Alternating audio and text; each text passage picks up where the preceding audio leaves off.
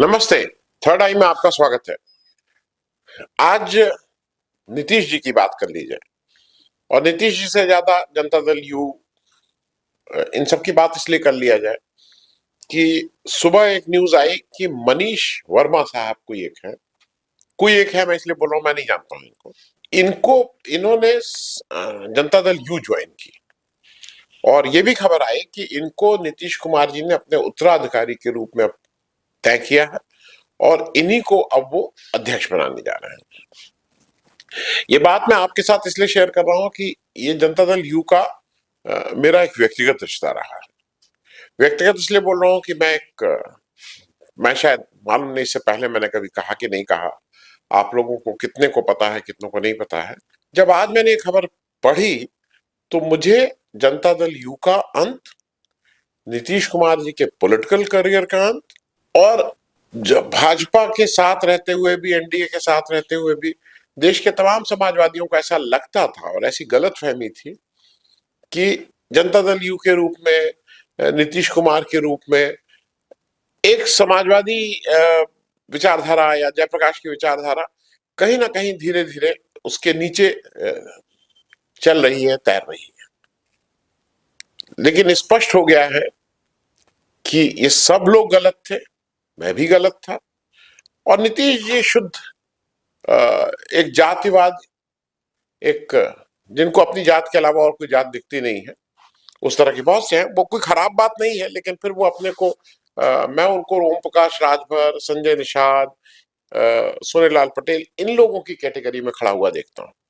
मैं थोड़ा विस्तार से आपको इसलिए बताना चाह रहा हूं कि अगर आप बिहार की राजनीति समझें और समता पार्टी की राजनीति और फिर जनता दल यू की राजनीति और उससे क्या क्या प्रभावित हो रहा है। लालू यादव का वर्चस्व था। लालू यादव जिसको चाहते थे उसको जिताते थे, जिसको चाहते थे उसको हराते थे और लालू यादव ये मानते थे कि बिहार में वो जिसको चाह के उसको जिता के भेज दे रहे हैं।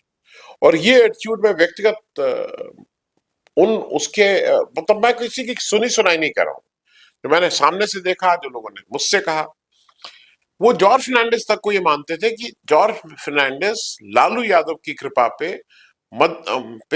एमपी बनते हैं। ये कश्मकश चलती रहती थी। लालू यादव का एक अपनी स्टाइल थी।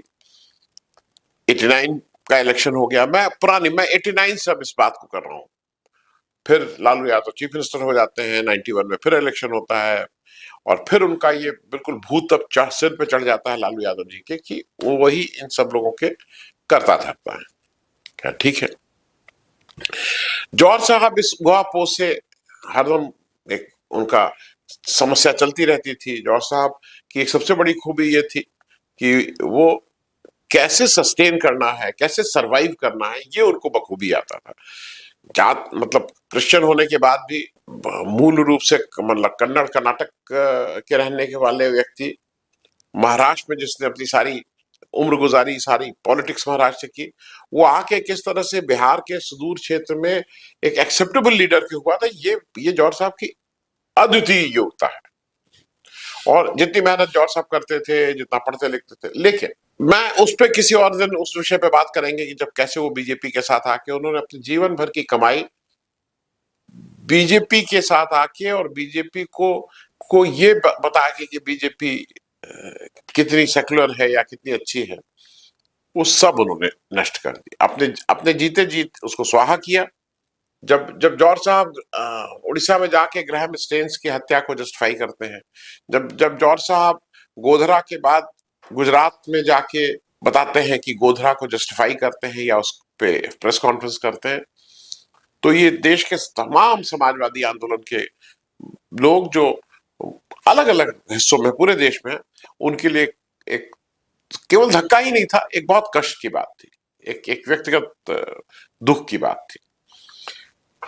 93 से में ये सब और शुरू हो जाता है। 94 आते आते जॉर्ज साहब ये डिसाइड करते हैं कि हम लोग लालू यादव के साथ नहीं चल पाएंगे और वो जनता दल से बाहर निकलते हैं जुलाई 1994 में और वो एक पार्टी बनाते हैं, समता पार्टी। उस समता का बहुत कुछ लोहिया जी से इंस्पायर्ड, जो समता की एक मूल भावना थी वो लोहिया से उस इंस्पायर्ड वाली बात थी। पार्टी बनती है, पार्टी में बिहार से ज्यादा एमपी, लेकिन उत्तर प्रदेश के कुछ सिटिंग एमपी, उड़ीसा के, लक्षद्वीप के, मणिपुर के, देश भर के लोग उसमें आते हैं, गुजरात के, बहुत से देश के लोग उसमें पार्टिसिपेट करते हैं, कर्नाटक के, और बड़े बड़े नाम, उत्तर प्रदेश के बड़े नाम। मैं, क्योंकि मेरा भाई भी उसमें इन्वॉल्व था, इसलिए क्या उनका नाम ले उन लोगों का। उत्तर प्रदेश में चंद्रजीत यादव, बड़े कम्युनिस्ट लीडर, वो भी आते हैं, मोहन सिंह, हरखेवल, मेरे भाई। फिर उड़ीसा चले जाइए, रवि रे, मतलब बड़े हस्ताक्षर समाजवादी आंदोलन, मोहम्मद कोया, ये सब। खैर, ये एक लंबी लंबी चर्चा होगी, लेकिन ये सब करते कराते जौहर साहब समता पार्टी बनाते हैं। समता पार्टी 1994 में लॉन्च होती है, और फिर जौहर साहब के उस विचार से प्रभावित होकर लालू यादव की मतलब मंत्रिपरिषद के दो मंत्री, वशिष्ठ नारायण सिंह और सुधा श्रीवास्तव जी, ये मंत्रिमंडल छोड़ के ज्वाइन करते हैं समता पार्टी। अक्टूबर 1994 की गांधी मैदान में रैली होती है। उस रैली में चूंकि मैं कॉर्पोरेट में था, और जौहर साहब बिना मुझसे पूछे, बिना मुझसे, वो कि मेरा व्यक्तिगत, मेरे पारिवारिक संबंध थे, बिना मुझसे पूछे मुझे भी उस का कहीं ना कहीं ऑफिस बेरर बनता हूं मैं, और मुझे दूसरे दिन अपनी नौकरी से इस्तीफा देना पड़ता है, क्योंकि मैं नौकरी में रहते हुए ये काम नहीं कर सकता था। इस्तीफा देता हूं। मैं बहुत इंसिस्ट करता हूं जौहर साहब से, ये सब किस्से मैं इसलिए कर रहा हूं कि शायद मैंने पहले नहीं कहा, इंसिस्ट करता हूं कि मुझे मत बनाइए, मैं बाहर से रह के ही आपकी मदद करता हूं, लेकिन वो नहीं मानते हैं, और फिर वो मुझे भी हिस्सा बनना पड़ता है, और गांधी मैदान की एक बड़ी रैली होती है। मेरा नीतीश जी से व्यक्तिगत तौर पे उससे पहले जान पहचान थी, लेकिन व्यक्तिगत तौर पे वो एक समय ऐसा था कि जब मैं नीतीश जी के से मेरा बहुत उठना बैठना होने लगा, क्योंकि पटना में जाके वहां कैंप किया 1 डेढ़ महीना, रैली की तैयारी की। 1994 अक्टूबर 94 में वो रैली हुई गांधी मैदान में। इन सबके बीच मुझे एक नीतीश में हरदम लगता था, एक पढ़ा लिखा व्यक्ति, एक इंजीनियर आदमी, ये सारी चीजें उनकी मुझे अच्छी चीजें दिखाई देती थी। चूंकि मुझसे थोड़े ही बड़े थे, तो एक व्यक्तिगत, मतलब अब इस समय चूंकि वो चीफ मिनिस्टर हैं, तो दोस्त क्या कहना, बहुत ज्यादा गहरे रिश्ते हो गए थे। उसके बाद मतलब 94 से लेके 95 बिहार एक समय ऐसा था कि हफ्ते के 4-5 दिन साथ ही गुजरते थे, खाना दिन का साथ होता था, एक बहुत क्लोजनेस थी। उसके बाद मैंने जब 95 का इलेक्शन हुआ, बिहार का इलेक्शन 1995 बिहार स्टेट असेंबली का इलेक्शन हुआ, वो हम लोग बहुत शिद्दत से लड़ रहे थे। इलेक्शन लंबा खिंच गया, क्योंकि सेशन उस समय चीफ इलेक्शन कमिश्नर थे, कुछ बेमानियां हुई थी, तो जो इलेक्शन 1 महीने में होना था, वो करीब 2.5-3 महीना खिंच गया। मैं उस इलेक्शन को कोऑर्डिनेट कर रहा था। पहली बार ऐसा हो रहा था कि हम लोग इलेक्शन लड़ रहे हैं, और हम लोग हेलीकॉप्टर लेके आए थे। उस हेलीकॉप्टर की वो किस्से, मतलब वो इंटरेस्टिंग किस्से हैं, लेकिन आज शायद उसका वक्त नहीं है। हेलीकॉप्टर कैसे आया, कैसे पहली बार उड़े, कैसे नीतीश जी जब पहली बार उड़े तो 2 ही मीटिंग कर पाए, फिर जौहर साहब के साथ में एक एक दिन में 20-20 22-22 मीटिंग करने लगा, फिर हम लोग 18-20 मीटिंग एक दिन में करते थे। वो एक लंबा सफर है, वो किसी और दिन बताएंगे। लेकिन उस इलेक्शन के दौरान चूंकि मैं बहुत सी चीजों में इन्वॉल्व था बिहार की, होली आई बीच में। होली आई तो मैं दिल्ली रहता था, मैं वापस बांध दिया, भाई बच्चे बच्चे सब लोग वहां थे, अम्मा अम्मा दिल्ली में थी। लेकिन जौहर साहब को फोन किया नीतीश जी ने कि इनको किसी तरह से रोक दिया, मेरे कहने से तो मानेंगे नहीं। जौहर साहब का फोन आया कि अगर जरूरी नहीं हो तो रुक जाओ। खैर मैं रुक गया। ये बातें मैं छोटी छोटी इसलिए बता रहा हूँ कि बहुत मेहनत से बनाई थी ये पार्टी। फिर नीतीश जी का वो चेहरा मेरे सामने आने लगा जो उनका जातिवादी चेहरा था। मैं 95 इलेक्शन की बात कह रहा हूँ। मैंने इसको सार्वजनिक आज तक नहीं किया था, लेकिन मुझे ऐसा लगता है कि अब समय है कि ये पक्ष भी पता होना चाहिए। नीतीश जी अंदर से बहुत ही ज्यादा जातिवाद है, और बहुत ही एंटी अपर कास्ट है, ये भी मैं बता दूं। एक जो उसका एक उदाहरण ये होता था कि कई जगह आते थे लोग कि भाई वहां इलेक्शन करना है, कैंपेन करना है, समय दे दिए। हाँ क्या, दे दिए दे दिए। अरे आनंद जी, इनका कल परसों इनका लगाई नाम। जब वो चले जाते थे, और अगर वो अपर कास्ट के हैं, तो मैं इस क्या नहीं जाऊंगा। तो हमने कहा था आप कहते क्यों हैं फिर। और मेरे इनके काफी झगड़े होते थे वहां इलेक्शन के दौरान। कुछ लोग विटनेस भी हैं, उसमें कुछ लोग जिंदा हैं, कुछ लोग मंत्री हैं, कुछ लोग मंत्री नहीं हैं। शिव कुमार सिंह उसमें एक है, लल्लन उसमें एक है, नीना सिंह उसमें एक है। बहुत से लोग हैं जिनको उस झगड़े के जो गवाह हैं और अभी जीवित हैं। ये सिलसिला चलता रहा। फिर कैसे बीजेपी के साथ आए, क्या हुई समता पार्टी फिर मतलब मैं इसलिए कि 98 का इलेक्शन हुआ, बीजेपी के साथ हम लोगों ने लड़ा, 8 सीटें जीते, 6 सीट बिहार में, एक उड़ीसा, एक उत्तर प्रदेश। फिर 96 का इलेक्शन, 98 का इलेक्शन होता है, 12 सीट जीतते हैं, 10 बिहार, 2 उत्तर प्रदेश, और फिर 2000 आता है। 2000 में नीतीश जी को और मेरा, फिर मैं अपना अपना सफर कहीं कहूँ, फिर एक समय ऐसा आता है कि मेरा सफर तहलका हल्का होता है, वो एक अलग जया जी वाला किस्सा है। फिर मैं पॉलिटिकल एक्टिविटी से अपने को अलग कर लेता हूँ, फिर मैं आके अपने पढ़ाई लिखाई और दूसरे कामों में व्यस्त हो जाता हूँ। 2000 में नीतीश जी एनडीए के चेहरा होके चीफ मिनिस्टर बनाती है, मतलब चीफ मिनिस्टर ये बनते हैं। 324 का हाउस है, 151 सीट एनडीए की और 159 सीट लालू जी की पार्टी की थी। नीतीश जी लेकिन चीफ मिनिस्टर की होत लेते हैं और अपनी मेजोरिटी प्रूफ नहीं कर पाते हैं, सरकार गिर जाती है। फिर एक समय, अब जेडीयू का क्या हुआ, जनता दल अपनी चल रही थी, 1999 में जनता दल में स्प्लिट होती है, जनता दल एस अलग हो जाता है और एस के देवेगौड़ा साहब अपना लेके अलग बना लेते हैं और उनके खिलाफ कर्नाटका बेस एक लोक शक्ति पार्टी आ जाती है। और 2003 में आते आते ये तय होता है कि ये समता पार्टी, लोक शक्ति और जनता दल, ये तीनों मिलकर जनता दल यूनाइटेड बन जाती है, तो जेडीयू का जन्म होता है।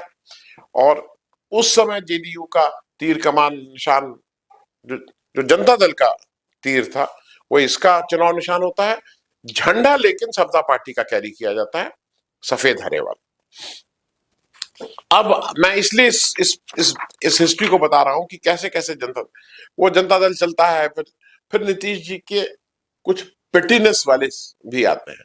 जॉर्ज फर्नांडिस बड़े लीडर थे, मेरे एक ही आदमी को मैंने जीवन में नेता माना, लीडर माना, जिस जीवित उसमें। ऐसे तो बहुत से लोग हैं, लेकिन जो लोहिया की आइडियोलॉजी या गांधी की आइडियोलॉजी, लेकिन जो जीवित उसमें, जिसको एक हार्ड मास के आदमी को आप लीडर मानते, वो जॉर्ज साहब थे। लेकिन जब जॉर्ज साहब का बीजेपी वाला रूप और जिस तरह से वो बीजेपी की सब चीजों को सैंक्शन करते थे, मैं भी अलग हुआ। और तहलका में जिस तरह से डिफेंस डील होने लगी थी, उसका मेरे पास बहुत सी चीजें हैं, जब कभी इसको भी साझा करेंगे, तो मैं अलग हुआ।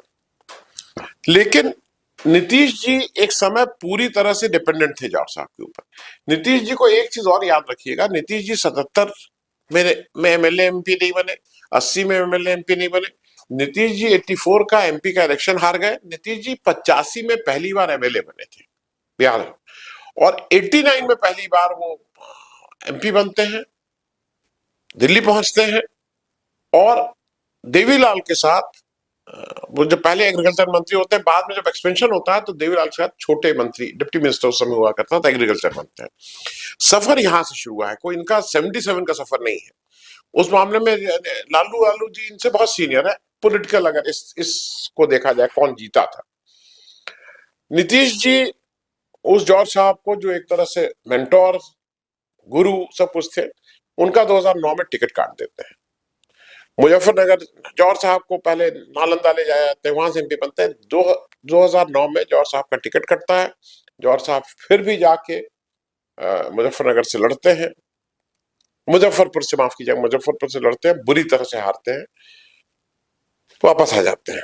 नीतीश जी का शरद यादव जी आ जाते हैं। शरद यादव जी के साथ पहले वो अच्छा संबंध रहता है, बाद में खराब संबंध रहता है। ये मैं चीजों को जल्दी फास्ट फॉरवर्ड इसलिए कर रहा हूं कि किसी व्यक्ति की कुछ चीजों को आपको जानना जरूरी है। जॉर्ज साहब का टिकट काटना, फिर जब शरद यादव जी की मृत्यु होती है तो नीतीश जी चीफ मिनिस्टर थे, सारे सुख मतलब सारी सुविधाएं थी, हेलीकॉप्टर था, जहाज था, कहीं कोई ये नहीं देखना है। पहले समाजवादियों को होता था जाएं कैसे, पैसा कहाँ, टिकट कैसे, कौन कटाएगा, कोई इस तरह की दिक्कत नहीं थी। लेकिन न उनके अंतिम संस्कार में, न उनकी तिरही में, न उसमें किसी में शरद यादव जी के साथ के उसमें ये शामिल नहीं हुए थे। मैं सिर्फ ये बात इसलिए बता रहा हूं कि पेटीनेस किसी व्यक्ति की शो करना है। नीतीश जी को सारी पार्टी में, अब वो कहें कुछ भी, नीतीश जी ऑन रिकॉर्ड है कहते हुए कि प्रशांत किशोर को उन्होंने अमित शाह के कहने पे अपने यहां लाए थे। अमित प्रशांत किशोर से बड़े इंप्रेस थे। फिर नीतीश जी धीरे धीरे नीतीश जी को आरसीपी सिंह नाम का एक व्यक्ति मिलता है। आरसीपी सिंह उत्तर प्रदेश में के अधिकारी रहे, आईएएस रहे हैं, बेनी वर्मा जी, मतलब बाराबंकी के डीएम रहे हैं, तो बेनी वर्मा, ये सब कुर्मी नेट है। बेनी वर्मा कुर्मी, आरसीपी सिंह कुर्मी, ये सब लोग कुर्मी नेट से एक दूसरे के बहुत घनिष्ठ होते हैं। बेनी वर्मा दूसरी पार्टी के होते हैं, लेकिन अंडर करंट जो एक बुनियादी वो रहता है, उससे नीतीश जी से जोड़ते हैं। नीतीश जी को ये, जब ये रेल मंत्री बनते हैं तो आरसीपी सिंह पहुंचते हैं वहां, फिर आरसीपी सिंह इनके साथ साथ फिर बिहार भी पहुंच जाते हैं इनके प्राइवेट सेक्रेटरी होके, और फिर आरसीपी सिंह में इनको ऐसा दिखाई देता है कि सारा दुनिया इनको दिखाई देने लगती है, क्योंकि वो कुर्मी चेहरा है। आरसीपी सिंह को ये पार्टी, आरसीपी सिंह फिर पार्टी की कमान संभालते हैं, एमपी होते हैं, फिर बाद में अकेले वो होके मंत्री भी हो जाते हैं। ये सारा कुछ आरसीपी सिंह करते हैं, और नीतीश एक नौकरशाह के हाथ में छोड़ देते हैं पूरी पार्टी को। आरसीपी सिंह इनको जो धता बताते हैं और जिस तरह से बीजेपी के साथ जाने की बात करते हैं, नीतीश जी को वो होता है, फिर पार्टी में ये लल्लन सिंह को अध्यक्ष बनाया जाता है, इत्यादि इत्यादि। जब इंडिया गठबंधन बनता है, उसको बनाने में नीतीश का बहुत बड़ा हाथ था, इसमें कोई दो राय नहीं है, लेकिन उनका बहुत लंबे साथी लल्लन सिंह पहले दिन से उनके साथ है, कंधे से कंधा मिला के उनकी गलत सही सारी बातों में साथ देते आए हैं, लेकिन नीतीश जी को उनके ऊपर विश्वास नहीं है, और इसीलिए उनको अध्यक्ष की जगह खुद अध्यक्ष बन जाते हैं। जबकि चीफ मिनिस्टर थे, कोई जरूरत नहीं थी, खुद अध्यक्ष बन जाते हैं। अब वर्किंग प्रेसिडेंट, अब संजय झा को, या किसको, जो झा जी एक है वहां, उनको बनाया है, लेकिन उनको ललन सिंह के ऊपर यह विश्वास नहीं था। अब वो बिल्कुल नवीन पटनायक की तर्ज पे वो अब एक नया खेल खेल रहे हैं। उनको एक फिर अपना स्वजाति, मनीष वर्मा नाम है, मनीष वर्मा आईएएस अधिकारी रहे हैं उड़ीसा कैडर के। उड़ीसा कैडर से उनको, अब चूंकि उनमें उन्हीं की जात के थे, तो उनको, उनकी जात के थे, उनके जिले के थे, नालंदा जिले के हैं, तो नालंदा नीतीश जी का जिला है, तो वहां के थे, ये सारी कुछ अच्छाइयां उनको देखने लगी, और कुर्मी तो थे ही। उड़ीसा से इनको ट्रांसफर करा के बिहार लाते हैं, बिहार में कई अलग अलग पद पे उनको दिया जाता है, पटना के कलेक्टर भी होते हैं। अंत में जब, चूंकि काडर में आप एक समय सीमा होती है, उतने ही दिनों तक दूसरे स्टेट में रह सकते हैं, वापस जाने की बात आती है, तो 2018 में इस्तीफा देके फिर ये नीतीश जी के कुछ एडिशनल प्राइवेट सेक्रेटरी या प्राइवेट सेक्रेटरी के तौर पे काम करने लगते हैं। नीतीश जी ने अब इनको फिर से पार्टी में इंडक्ट किया, और ऐसा कहा जा रहा है कि उन्हीं को अध्यक्ष बनाया जा रहा है, और वो उनके उत्तराधिकारी होने जा रहे हैं। मुझे एक कष्ट इस बात का है कि एक व्यक्ति जो, जिसने बहुत प्रॉमिसिंग था, लंबे समय तक बिहार में 20-21 साल तक चीफ मिनिस्टर रहे, सुशासन बाबू, ये सारी चीजें अच्छी है, लेकिन नीतीश बाबू को अगर कोई नौकरशाही में अपना उत्तराधिकार दिखता है, तो ये जरा सोचने वाली बात होगी। मैं हरदम मानता हूं कि पॉलिटिक्स बहुत ही पायस, बहुत ही ईमानदारी का खेम का कार्य है, समाज सेवा है, ईमानदारी चाहिए, देश को जरूरत है। अच्छे लोग नहीं आएंगे तो पॉलिटिक्स नहीं देश की चल पाएगी। ये सारा कुछ होने के बाद भी आपको पॉलिटिशियन और नौकरशाह में फर्क करना होगा। नौकरशाह एक दूसरी तरह से उसकी ट्रेनिंग होती है, हुक्म बजाने का काम होता है। नौकरशाह नेता नहीं हो सकता है, नौकरशाह लीडर नहीं हो सकता है। मैं ये जनरल स्टेटमेंट दे रहा हूं, मैं ये कह रहा हूं नौकरशाह उस बड़े कैबिनेट का हिस्सा तो हो सकता है, लेकिन वो लीड कैबिनेट को नहीं कर सकता है, क्योंकि नौकरशाह की ट्रेनिंग दूसरी है। नौकरशाह को जब सच सच कहना है, तो नौकरशाह की, इस देश में कितने नौकरशाहों की हिम्मत है जो खड़े होकर सच को सच कह दें। क्योंकि अगर पॉलिटिकल लीडरशिप कह रही है कि ये खराब, ये चीज है, तो सिर झुका के हाँ करते रहना है। अगर पॉलिटिकल लीडरशिप कुछ भी कह रही है, तो ये कष्ट का दिन है उन सारे पॉलिटिशियंस के लिए। नीतीश जी ने उनका उपहास उड़ाया है। अगर वो मनीष, वो किसी को बना देते, वो किसी को अपना उत्तराधिकारी बना देते, कोई नहीं पूछता, लेकिन अगर वो एक नौकरशाह को, और वो भी सिर्फ इसलिए कि वो उनकी जात का है, बना रहे हैं, तो मुझे कहीं ना कहीं लग रहा है कि नवीन पटनायक ने फिर भी अगर अपना जो वारिस बनाने की बात, हालांकि बाद में मुकर गए थे, पेंडियन को की थी, उसके कारण भी और थे, लेकिन इतनी डिपेंडेंस ऑन अ नौकरशाह, मुझे इस बात का अफसोस है कि भारतीय राजनीति कहां पे आ गई है। और मुझे इस बात का एक ज़माने में फ़क्र होता था कि मुझे प्राइवेटली मैं हरदम कहता था कि नीतीश जी के साथ अच्छा था, बहुत अच्छे दिन थे वो जो थे। लेकिन अब मुझे भी कहीं न कहीं ये लगता है कि शायद मैंने भी आदमी को ठीक से नहीं पहचान पाया था। ये व्यक्ति किसी भी पॉलिटिकल पार्टी को लीड करने के लिए ठीक नहीं है। Thank you so much. धन्यवाद।